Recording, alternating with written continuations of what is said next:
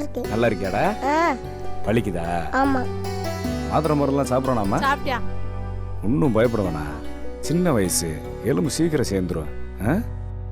ஏப்பா, பையனை எந்த ஆஸ்பத்திரியில் கூட்டு போய் காமிக்கிறீங்க? நம்ம ஊர் தர்மா ஆஸ்பத்திரியில் தாங்க.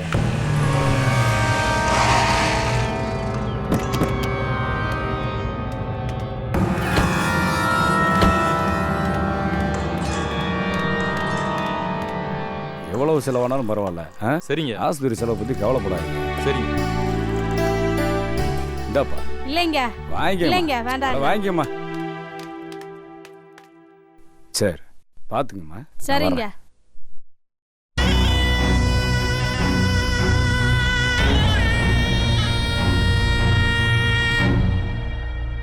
ஏண்டா உனக்கு என்ன தைரியம் இருந்தா என் மேல கம்ப்ளைண்ட் கொடுத்த என் குவாரை இழுத்து மூடிப்ப.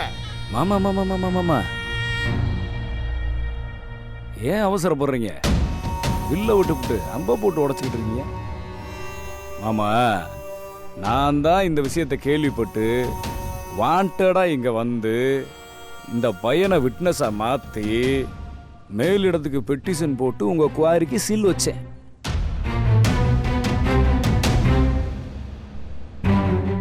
ஏன் வச்சேன்னு கேளுங்க மாமா. ஏன் வச்ச? அப்படி கேளுங்க மாமா.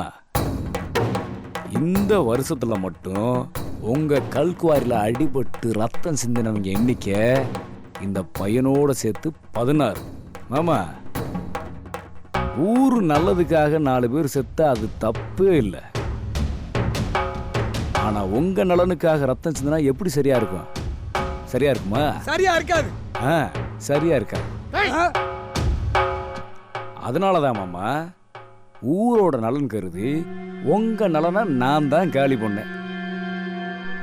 சத்தியமா மாமா, இது ஊருக்காக மட்டும்தான்.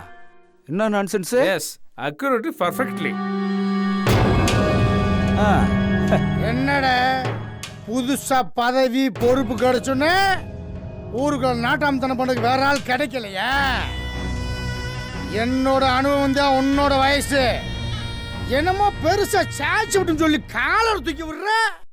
நான் செஞ்சது சாதனைன்னு நீங்க சொல்லிதான் மாமா எனக்கே தெரியும். நான் ஊருக்கு செய்யற நல்ல காரியமா தான் செஞ்சேன்.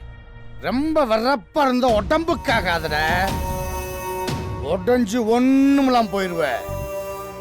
வளைஞ்சு கொடுத்தாத்தான் வாழ முடியும் சொல்றாலும் நான் கிடையாது. அது உண்மைதான் மாமா. என்னைய ஏத்துக்கிட்டு இந்த ஊர்ல எப்படி வாழ சொல்லி நான் பாக்குறேன்டா. ஐ எம் வெயிட்டிங் மாமா. பாக்குறேன்டா உன்னைய.